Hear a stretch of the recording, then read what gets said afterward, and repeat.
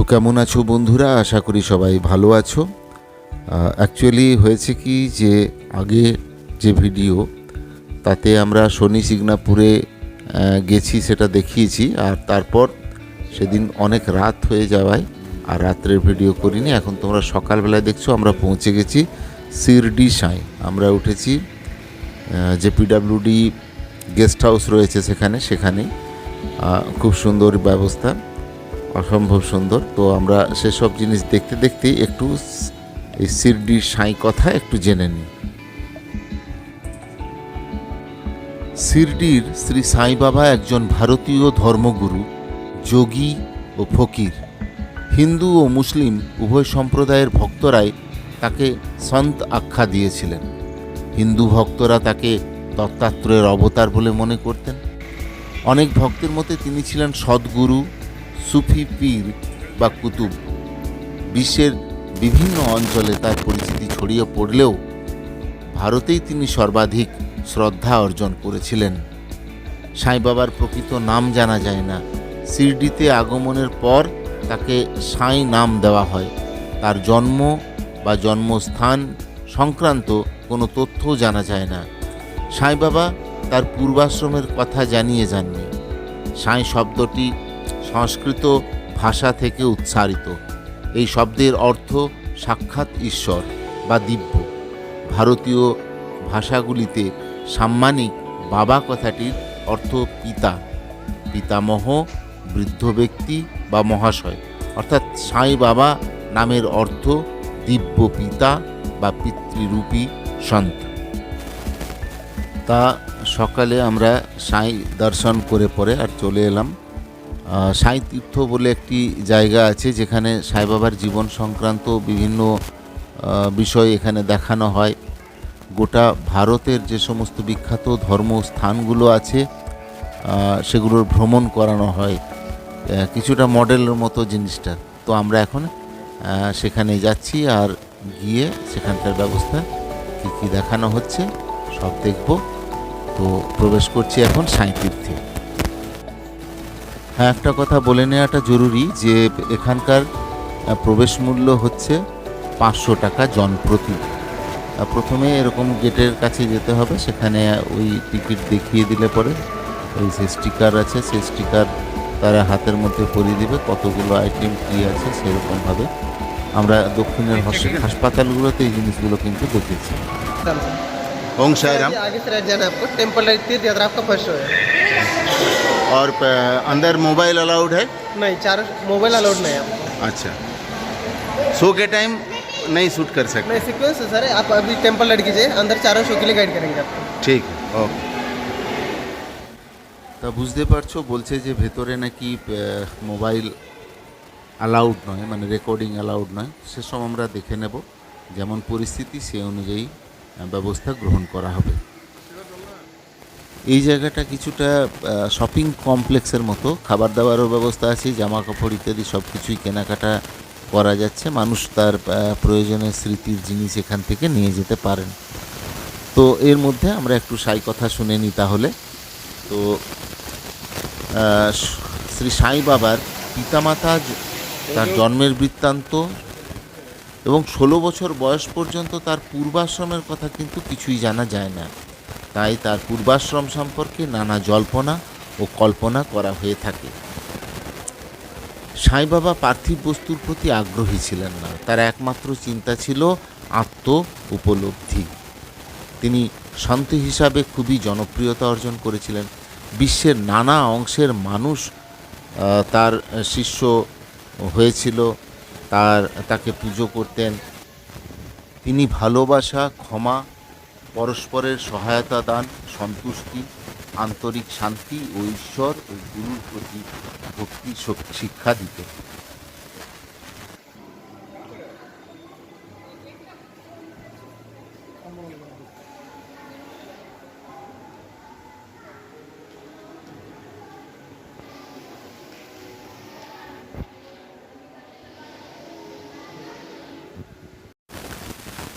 তা এসব আলোচনা করতে করতে এবং দেখতে দেখতে আমরা পৌঁছে গেছি तो आइए আমাদের যে इस यात्रा का অনুষ্ঠান प्रारंभ সূচি যেমন যেমন महानगरी রয়েছে সেই मुंबई से জায়গায় करते যাওয়ার हैं। সামনে पूरे देश से यहाँ लोग গণেশের आते हैं মূর্তি और ये রয়েছে नगरी ধাতু নির্মিত। কোথায় पहले কিভাবে যেতে दर्शन হবে करते তার हैं श्री সম্পূর্ণ गणेश जी দিক के নির্দেশ और করা আছে। दर्शन करने के साथ তো ही চলুন साथ ले ঘুরে लेते আসি, हैं করে আসি गणपति তীর্থ बापा का ভ্রমণ। आशीर्वाद भी। इस मंदिर का निर्माण श्रीमती देवबाई पाटिल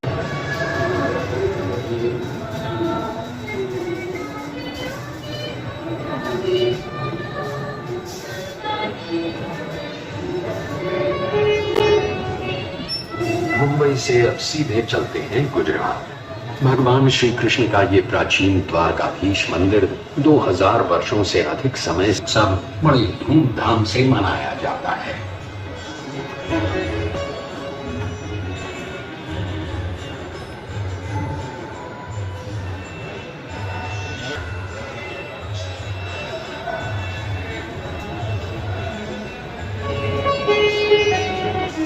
अब हमारी यात्रा नर्मदा के उस पार उत्तर दिशा में होगी। हम वाराणसी नगरी से दर्शन करने जाएंगे 4 धामों में से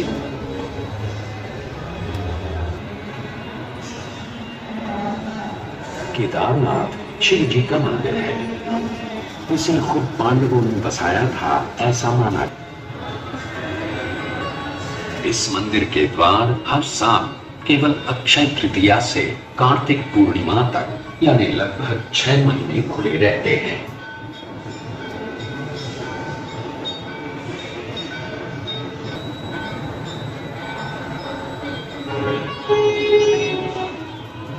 हिमालय के गढ़वाल क्षेत्र की पहाड़ियों में बसा बद्रीनाथ जी का मंदिर भी लगभग 3000 वर्ष पुराना है।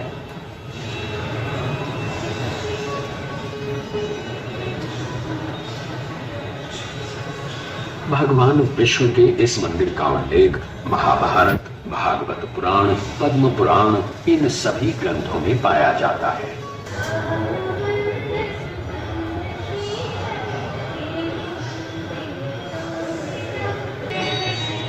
सदियों से लाखों करोड़ों लोग आषाढ़ी एकादशी के दिन भगवान विट्ठल के दर्शन के लिए महाराष्ट्र के पंढरपुर पहुंचते हैं। भगवान विट्ठल की इस वारी को कौन नहीं जानता।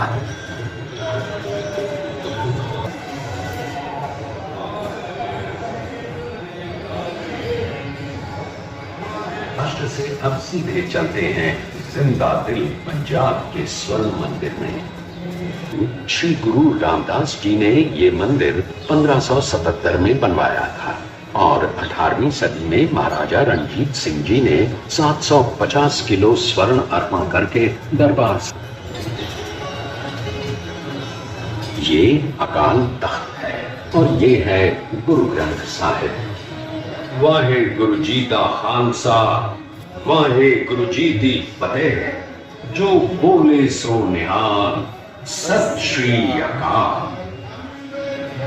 हमारा अगला पड़ाव है पुरी का जगन्नाथ मंदिर, जिसमें बसे हैं साक्षात भगवान श्री कृष्ण यानी जगन्नाथ, बलभद्र यानी बलराम और सुभद्रा। भगवान जगन्नाथ का ये मंदिर सुप्रसिद्ध 4 धामों में से एक है और 4 धाम की यात्रा की शुरुआत भी यहीं से की जाती है। सन 1174 में कलिंग देश के राजा अनंत वर्मा ने इस मंदिर का निर्माण करवाया था और तब से भगवान जगन्नाथ। अब चलते हैं दक्षिण भारत के मीनाक्षी मंदिर की ओर।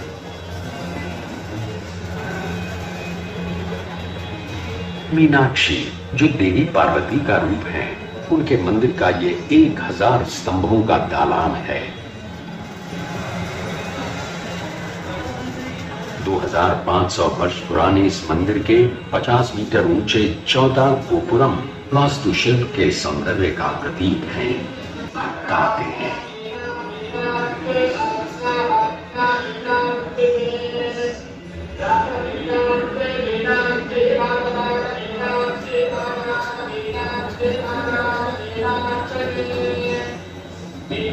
प्रदेश के चित्तूर की ये पहाड़ियां हमें पहुंचाएंगी भारत के सबसे प्रसिद्ध मंदिर तिरुपति बालाजी के दर्शन के लिए।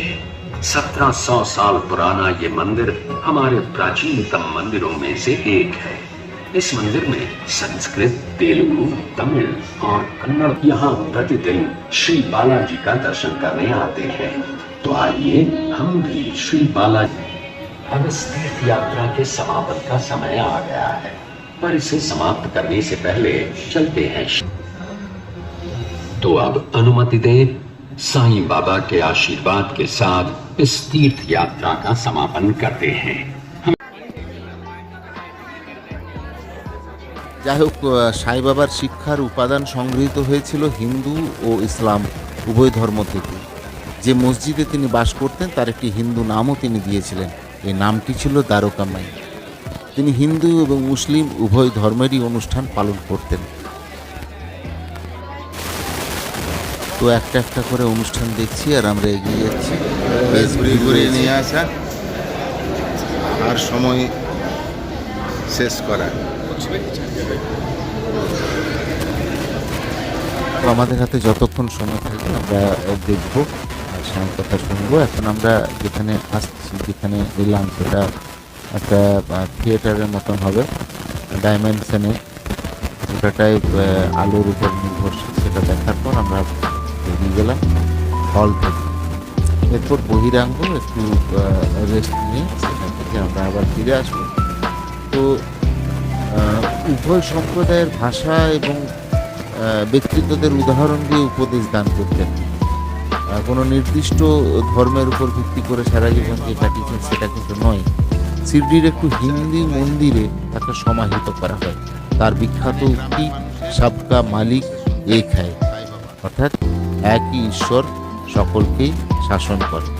ইনি ঠাকুর শ্রী রামকৃষ্ণের সমসাময়িক এবং এনারা একে অন্যের ব্যাপারেও অনেক কথা বলেছেন। যাই হোক, ভিডিওটি ভালো লাগলে অবশ্য লাইক, শেয়ার এবং কমেন্ট করবেন।